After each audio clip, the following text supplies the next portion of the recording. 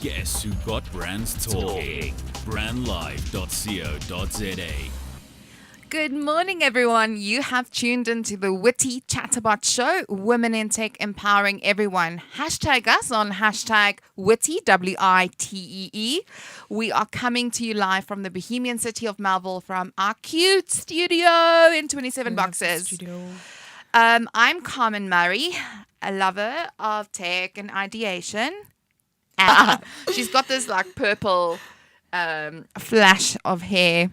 And every time when I see her, it's like, oh my gosh, I love that purple. I want to have it done on my hair. But someone actually stopped me yesterday. Yeah? Just like a random person. She's like, oh, you're so pretty. I was like, okay. She's like, I really like your purple. You're so pretty. I was like, okay. It would freak me out. Oh my gosh. Oh, shame. Okay, guys. So for the past few weeks, we have been unpacking the art of problem solving.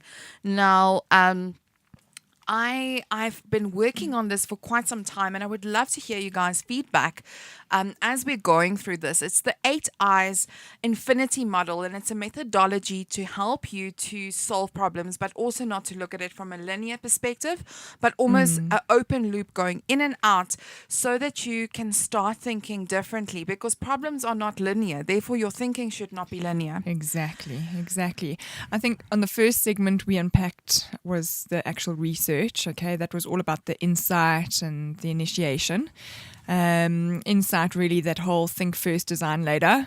Okay, and how much it can cost you if you don't do that. Gotta dig a little. And then secondly, we did that whole initiate, so identifying the right problem. Okay, where we dissected the problem into those 3 different buckets.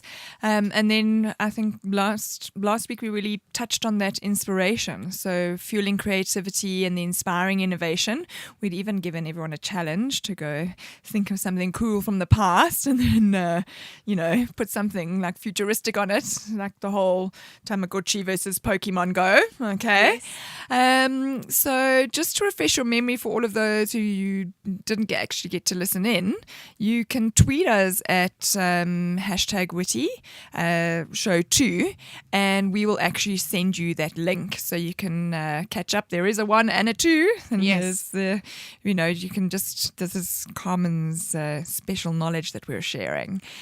Or if I might interject, you can actually go www.brandlive.co.za and request it on the website if you haven't hashtagged us on WITEE. You can at Brand Live Radio too. Yeah, tell them to send it to you. Yeah. It's everywhere. It's on the interweb.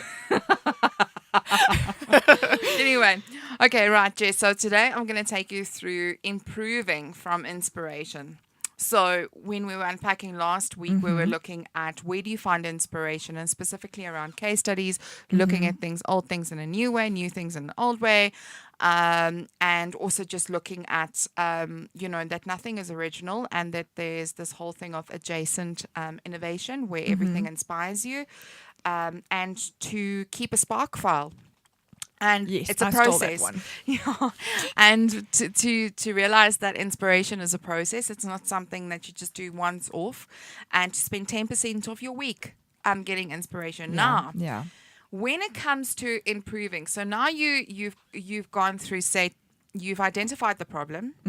You have asked your consumers how would they like to see you improve and help them with that problem and to help solve it. And dug through all the data. You have a good understanding of online, offline behavior, everything that helps you to get to the answer. Now, it's almost looking at Leonardo da Vinci. So Leonardo da Vinci is a combination of science and art. So when you combine those two, that's where the ideation happens. But now the thing is that you need to start deconstructing. So you've got these amazing case studies. You think they're all great, but you like an element of this case study from this. You saw something on the radio that you liked here. Oh, that's like me on Pinterest. I'm like, it's this is how my lounge is going to look. I like a little bit of this, a little bit of that. Oh, and a little bit of that. I don't know if you're watching the wedding bashes. Oh, no, but I it's haven't, like no. Pinterest heaven is like you can see everything from Pinterest on these weddings. I'm like, yeah, very true point. So it's bringing all of those ideas together and say, okay, right now I'm going to deconstruct it. So let's take, for example, the first thing is I have the whole theory that I work on, which is don't copy, simulate, innovate, elevate. And I will break that down for you. So coming from Africa, which is a developing market, we have the perception that we should follow, copy, or import great ideas from the established developed markets. We believe that rather than merely copying an idea, that we would use us to inspire our work. It doesn't matter where it comes from. An idea can always be improved. Yeah. So it's how much you nurture that idea that really matters. So as such, when you see a great case study or a product in the marketplace, it is absolutely paramount that you don't copy and paste. Yeah. That's what makes you unique. Exactly, because consumers and customers can see when you do that. Yeah. And people hate liars. Yeah, and it doesn't look good because it looks unethical when you do that, and you're actually being mocked. Yeah. Don't be fake. Don't do that. So because the way you are only creating more fragmentation and less impact on your clients, customers, and audiences. Yeah. So I'm going to elaborate using an example. If we look at David Bowie. Okay. So David Bowie, if you know the history of every time when he created an album, he created a whole new persona, very artistic, forward-thinking, creative guy. He's inspired millions of artists across the globe, and you can watch every interview, especially when he passed away, and they would ask who was your top inspiration. Everybody would say David Bowie. Now, I'm a very big fan of Lady Gaga. Surprise. Ooh la la. Anyway, I'm not gonna say. Anyway, I wish you could see Carmen dancing in the studio. I'm slipping off the chair here. I'm so excited. Anyway, all right. So the most important thing is Lady Gaga. She's very eccentric, fashion forward, but she's also got this amazing creative flair. And she was very open to say that David Bowie was the most important role model for her artistic flair. So she didn't go and copy every single thing he did. But I don't think you wouldn't have liked her as much then. No. You wouldn't have done me a dance this morning. But she's taken the methodology behind it, and she actually did a tribute to him when he passed away, and she dressed up with an orange wig and she did his songs. But now you must think of an artist.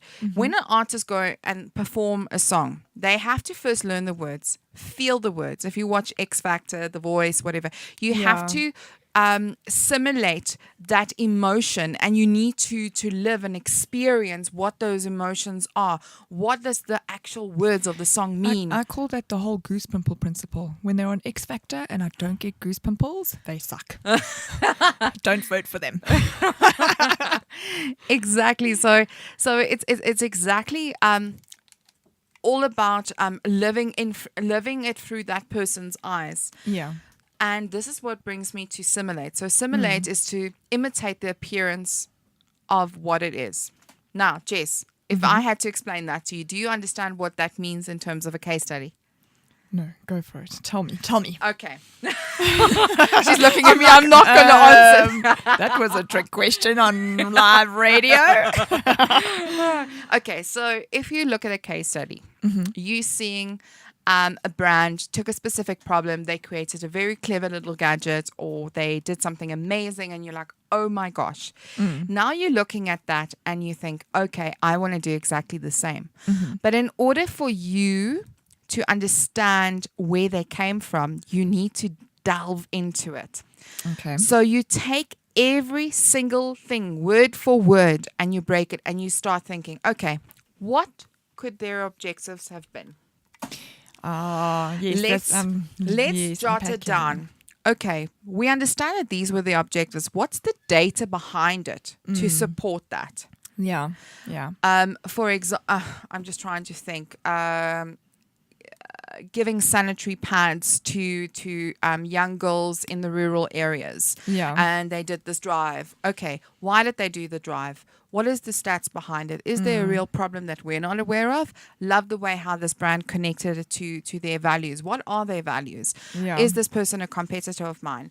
Let's simulate everything that they have done and try and understand why they did it. Yeah, so the whole objective of what was the original thought process behind, Correct. and where they were what they were wanting to achieve. Correct. And what problems are they solving through this? Because when you start jotting those things down, you're going to start seeing the gaps. Yeah. I actually have an example of one of those as well. I think I shared that one with you with when it was Fashion Week. Yes. They used Pinterest overseas. Oh, yes. I love that. And the whole objective was to sell clothes. But they sold it as the whole, we want to help people. And you could go and get your Pinterest color board. And then you could go walk around the shop. And they would help you to use your Pinterest board and get your colors and put your color palettes together. And so you could just look like a fashionista in Fashion Week with your favorite colors. And the whole objective was to Love it. get the engagement, sell clothes, but make it a fun, vibey experience. 100%. I mean, that is exactly it. It's like, nothing is just created out of a brain fart. Yeah. There's I actually have those all the time. There is actually an emoji for a brain fart. Actually, I discovered it last week. I just have to say it. Anyway, the most important thing is that if you can understand what the strategic objective was in the end of the day, it allows for you to be more accurate. Remember, we were saying that if you ask the wrong questions, you can still get to the right place, but it will steer you on the wrong path. Yeah. Now, when you simulate, you need to go into innovation now and innovate, because now you need to look at your objectives. Yeah. You need to look at what problems you need to solve. What is your data telling you? What is the restrictions? What is the technology that you can enable? So, let me give you an example. In developed markets, they're always doing apps. Yeah. Now, although we have a huge smartphone growth here, we also need to understand how consumers are using their mobile phones. People don't have as much access to Wi-Fi. So if you're going to create an app, do you have to download and upgrade it the whole time? Is it something easily accessible? Do they always have to have access to the internet to access your app? Exactly. You need to start thinking of the real challenges of usability and how accessible this would be in your particular country. We were talking about, I think on the previous show, I'm just trying to think, Greece, when we were talking about the Mom Connect. Yes, no USSD, and I really needed my mom. So the Mom Connect, being pregnant and going through that, a USSD platform that was specifically created for Africa.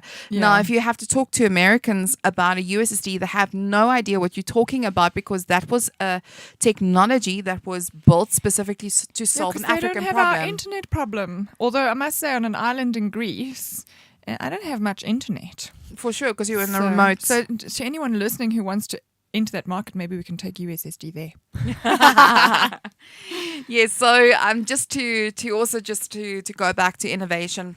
So this is introducing the whole concept of new methods, ideas, and products. Now, this is actually something that you need to workshop. It's not something that you just sit and jot a few ideas around. You really need to workshop it and co-create when you go through this process. Yeah, and that's so important. I remember at a previous company I was at, we were doing an app, and everyone in marketing got together and the app developers got together, and we thought we were like really hot. We were like, this is going to be the best app in the world.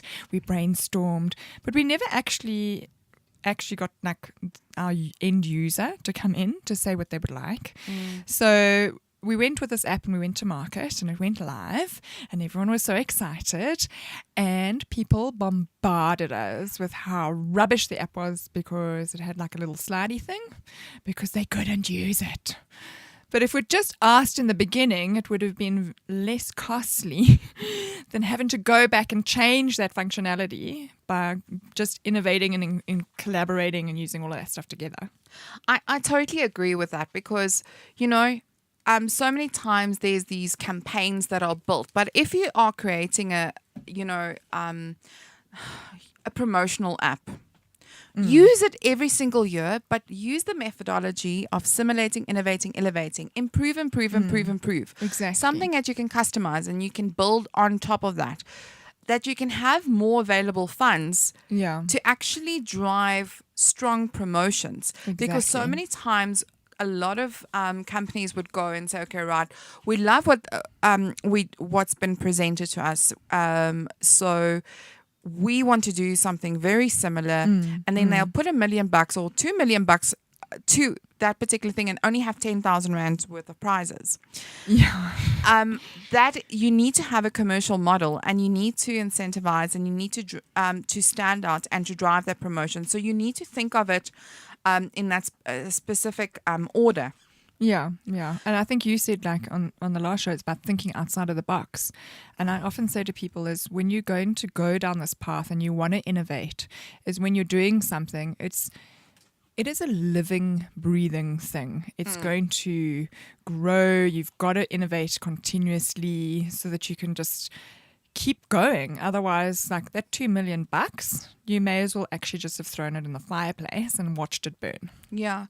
We're going to go for a quick ad break, but definitely we'll continue the conversation after the ad break. Guys, check in just now on hashtag WITEE, WITEE.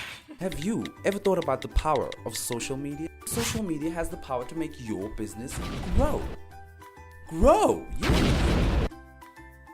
Why don't you let us manage your social media? Because our business is to see your business grow. Visit us at www.bstownmedia.co.za. Are you an innovator and solution provider? The Innovation Hub is looking for entrepreneurs in the ICT, advanced manufacturing, bioeconomy, and the green economy sectors. If you have an innovative prototype or startup business which addresses an existing market need and you're predominantly based in Gauteng, we invite you to apply for one of our incubation programs. For more information, visit theinnovationhub.com or call 012-844-0000. The Innovation Hub is a wholly owned subsidiary of the Gauteng Growth and Development Agency. Welcome back, everybody. You with the witty Chatterbots. Carmen Murray, my partner in crime, has been sharing her secret eyes, and we've been really, just before we went to the break, you touched on simulate, innovate, and this whole like how you're gonna grow with your ideas and be successful. I don't know. Okay. Like, what do we do after we innovate? Well, I think let me just rehash that for those who only tuned in now. So the first one is simulate. So this is where you're going to take existing case studies or something that really inspired you, and you're going to dissect it, and you're going to break it up in little. It's almost like if you had to take McDonald's as a brand, and you had to smash it on the ground and break it into little pieces. How are you going to break that up? So you're going to have the M for the Arch, you're going to have Ronald McDonald, you're going to have the Big Mac, and you're going to have all of these little components and elements. And the big tasty Happy Meals. And you're going to have all of these little components that makes McDonald's who they are, and how we recognize that. And the same you're going to have to do with a case study. Once you've done that, then you start looking at innovation. Now, innovation is for me, innovation is about solving a problem. It's not coming up with a bigger, better idea that is going to win awards, because it's not about awards. It's about the problem you're solving. So it's important to look at, here's the problem that we need to solve. Here's how other people have solved it. Now let me start structuring what's the problems we've identified that we need to solve. What have they done here that I really, really like? Tick, I like this. I don't like this. This I would have changed X, Y, and Z. And this is where you start working as a team and collaborating. And also bring in those tech people that you perhaps always include at the end once you've come up with the idea. Maybe bring them in the room for a strategic thinking session around the things that you've identified, the problems you've identified, and maybe they can give you some food for thought and things that you can add in. I think one of the shows that we chatted about, you mentioned that the HR lady was like petrified to come in the boardroom. Like no one had ever asked her what her thought was. Like getting everybody on the ground involved right from the beginning. Correct. So that you can actually solve the real problems and be innovative and have as much information as possible to do that. 100%. And one thing to remember here, guys, is when you're in this process, you have to apply free thinking. My mom is probably listening going, I always heard this difference between 3 and 3. Anyway, sorry, it's the Afrikaans part of me. Anyway, It's a common thing. it's a common thing. I'm always so That's aware why of we that. love you. How I pronounce things. Anyway, so the most important thing to remember is to explore everything that's possible. Don't think of budget at this point in time. You start bringing that and refining that towards the end. Yeah, that's one of my worst questions. We want to do this, and take over the world and be rock stars.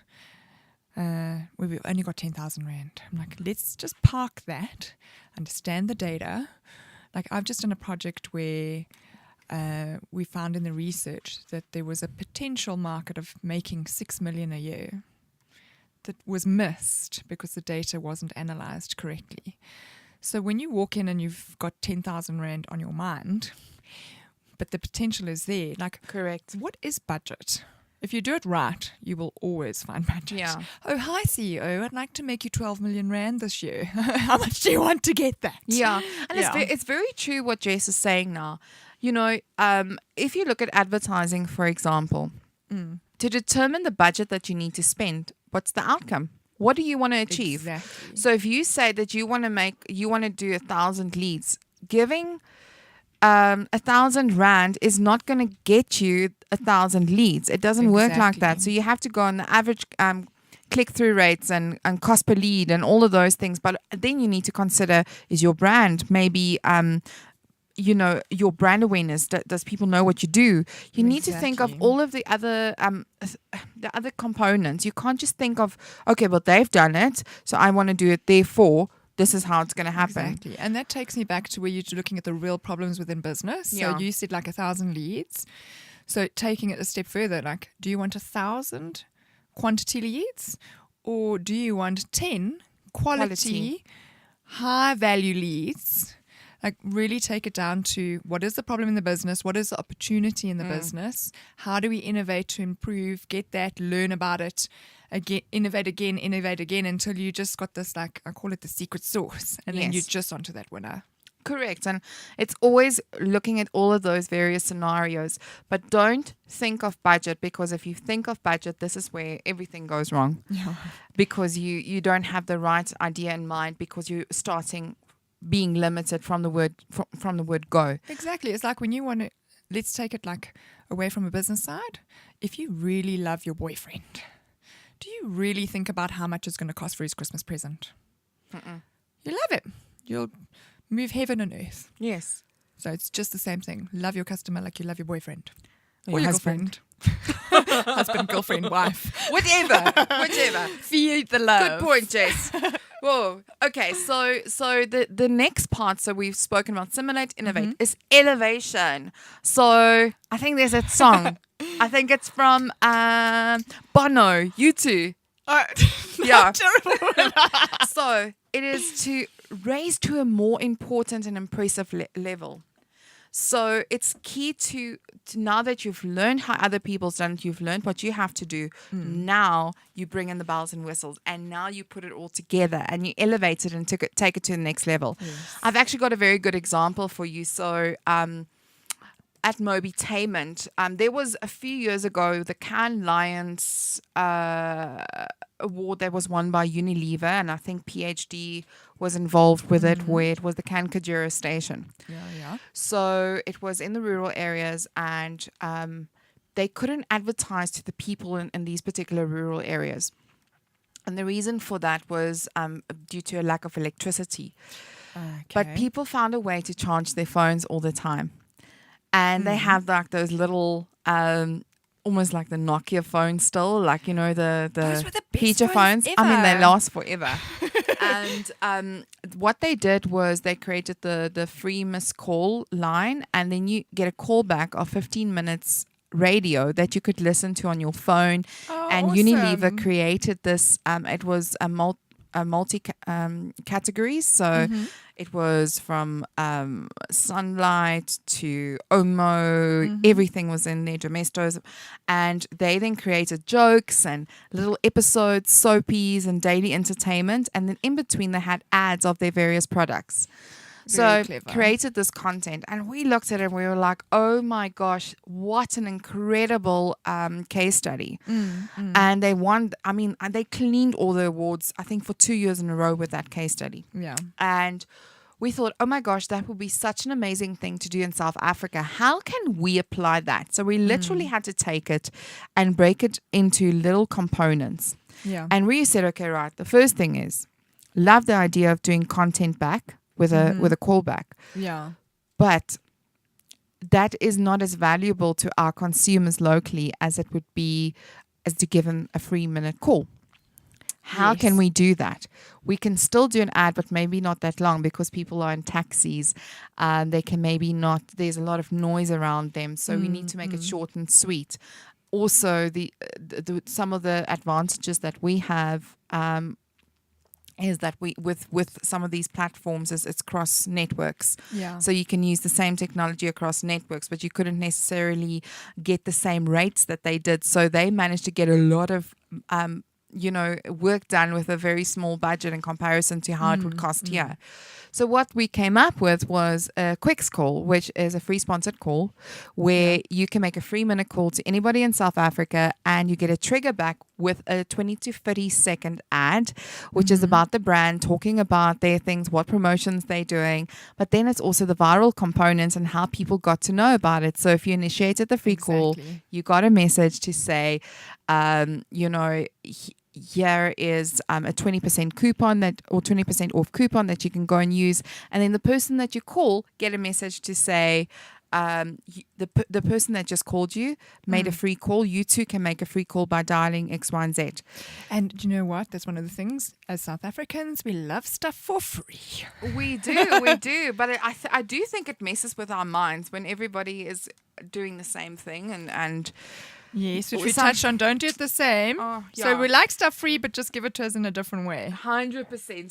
So if you are going to do prizes and do free things, do different things for free. That was a mouthful. I think one of my case studies that I'd love to see someone doing something with here in South Africa, which the main objective was brand awareness. It was actually done by Nivea in Kenya with a competition. And they sort of touched base and said, like, what do we as Africans all love? And it's soccer. So some footy. I know you're a footy fan. And you could actually kick the ball through Twitter. So you could use the hashtag for Nivea and kicked it around. And I think it was like just under a week or something. It went around the whole country and they had how many miles it was. And then they announced all the winners. And I mean, they got loads of awareness within Kenya for their brand, which was just amazing, like getting engagement and involvement. And they elevated it completely. I know, so we should do something like that here. Yes, because if you find, you see, this is also, I'm sure that has also come from, as I mentioned, adjacent innovation. Exactly. So you're looking at what other people's done in football. There's so many amazing case studies. I have seen a few in Kenya as well, and I love how they bring it all together. Nivea is known for being very innovative, and love watching what they do, but they're also very smart in how they do it. Guys, this is all we have for you this week.